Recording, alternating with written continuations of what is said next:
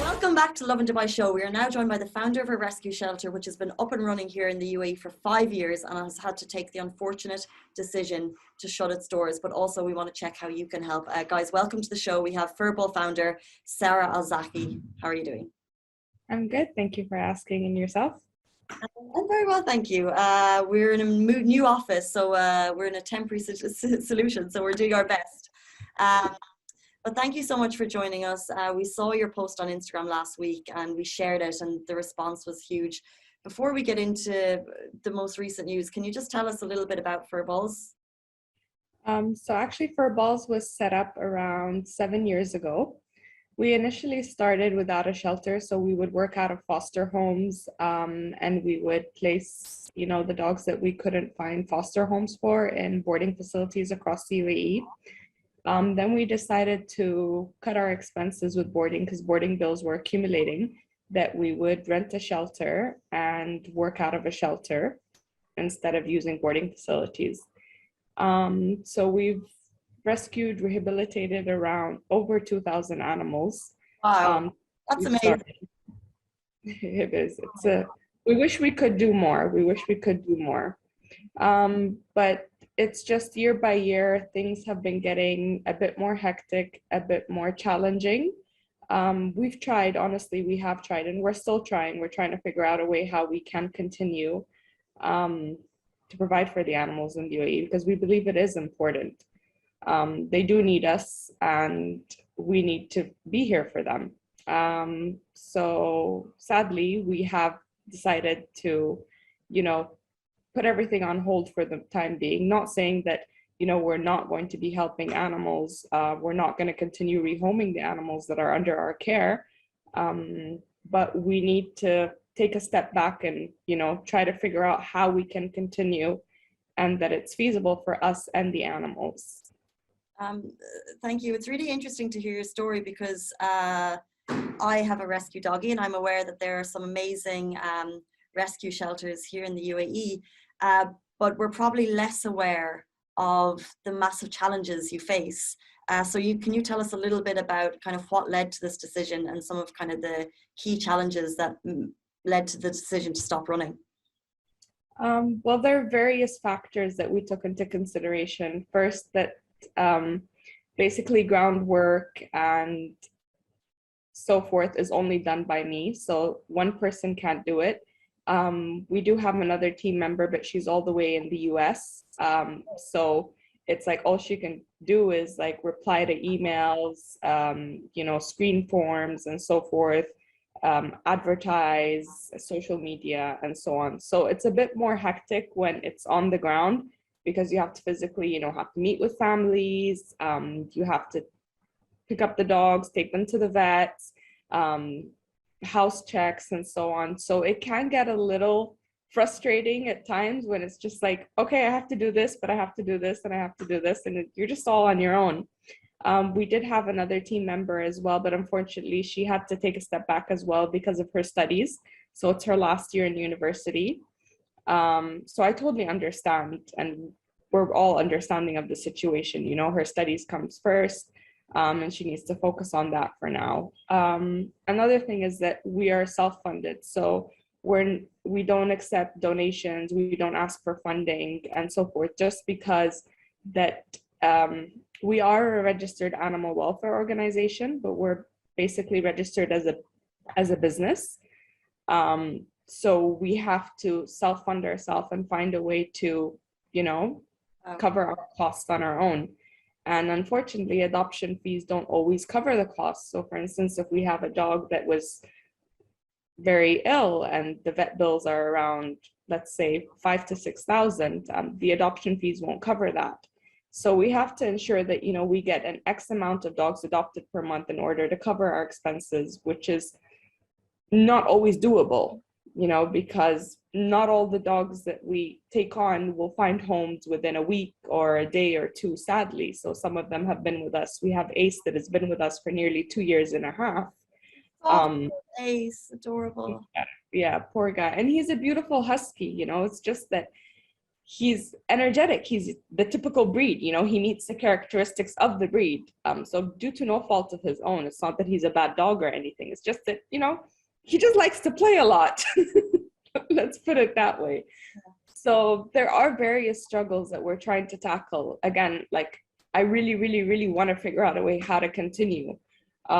We've been doing a great job, you know, we've really helped a lot of animals, and I don't want to see, you know, us just turn our backs on them. Can you tell us a little bit about the stray dog situation in the UAE as a whole? You know, I follow a couple of Facebook pages, so pretty much most days I'm very, very shocked and saddened to see the stress that the stressed the states that excuse me, the way that animals are sometimes left. Can you kind of summarize the situation to people who may not be aware? So I would say that we do have a problem, but I do believe that we do have people that are here to, you know, pick up the pieces and help improve the problem instead of it getting worse. It is sad. I would say like the majority of animals that I personally see are left behind due to families relocating or them not being to afford vet bills. So once the animal gets sick or so forth, because it's like owning an animal in veterinary care is very expensive. Honestly, it's very, very, very expensive. Thank God that recently I've seen a couple of posts that there is pet insurance starting to come out, but it's very new, you know, so it will take a couple of years for it to fall into place and for it to be, you know, fully functional, I would say. So I believe like that is one of the main concerns. And then another issue is that I believe that, you know, we need to educate. So myself as a rescuer, you know, I'm there and I'm saving animals, rehabilitating them, finding them homes, but then I'm not educating as much as I should be doing. So, you know, we lack posts of, you know, how to care for a dog, how to care for a cat, you know, what are the things that I have to ensure prior to adopting a dog, you know? So I believe yourself though, you can't do everything. Exactly. I do agree. But, you know, I believe that if we do put a little emphasis on education, that we could, you know, we could create a bigger positive impact, because education is key in everything. Wherever you go, you know, educating can make a big difference. So I believe that, you know, if we put our foot down and we start educating, I think we could make even a greater difference. Very, very true. Since your post got shared, you mentioned there was 18 dogs that needed homes. Yeah. I assume that when that goes live, you'll get a lot of requests, but then obviously you have then the admin of the finding the right families. First of all, has it led to a lot of requests? Thankfully that yes, it has. We actually have 26 dogs, not 18. That was a mistake from my side. So we have received honestly a heartful amount of responses from the public. And we're working on getting dogs into homes and to foster homes. Like we've already got around 3 dogs adopted, and we've got around 4 in foster homes, and we've got more lined up, more families lined up to meet the dogs and so forth.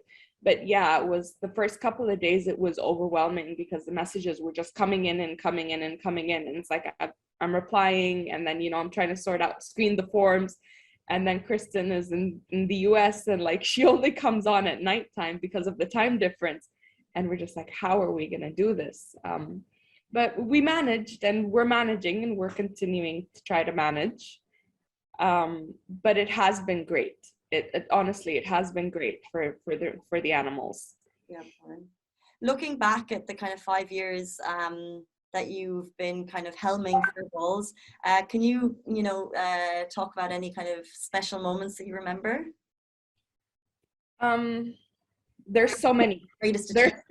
There's so many. Like I get this question all the time. I can't say that one moment is, you know, more valuable to me than another, because all the moments are, honestly. It's like every single moment that, you know, I've been doing this, something happens, you know, it's whether I'm meeting someone, whether, you know, a dog that we haven't found a home for, or we believe that, you know, this dog is never going to find a home, or not never going to find a home. That's being a bit negative, but, you know, it's going to take longer, and, you know, the dog is going to be overlooked for X and Y reasons.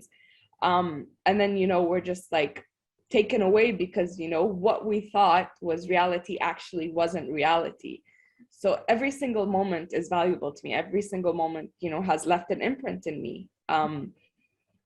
And I believe that it's just something honestly amazing. Look, it's in your heart, like the fact that you've had to take this kind of very difficult decision, as you explained in your post. It's due to kind of rising vet costs and, you know, not being able to work on credit as you were before, and a number of different factors has led to it. But it's clear that you still want to help. It's clear that the heart and the passion is there. So I really wish you luck in future. And if anyone watching this would like to reach out to you and to Furbos, what's the best? And if I want to help, but I don't have the capacity to adopt, is there any other way that I could help? You could help by sharing the post. You could help by volunteering.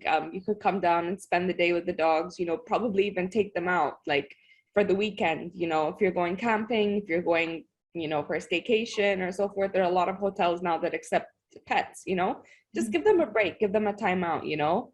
And then pictures, you know, while they're out, always help them find homes rather than, you know, just portrait pictures of them at the shelter or so forth. So there's a million ways to help, and there, you know, there's nothing that is too little. There's nothing that is too small. So there's a million ways to help. Amazing. Sara Al Zaki, thank you so much for your time this morning. If you have any updates on the story, please let us know. We're very, very interested, and we wish you all the best. Thank you so much for having me. Thank you, we really appreciate it. Not at all. Guys, that is it for us on the Lovin Dubai show this morning. Thank you so much for tuning in. We're back with you every single weekday morning, same time, same place. Stay safe and wash your hands. Bye-bye.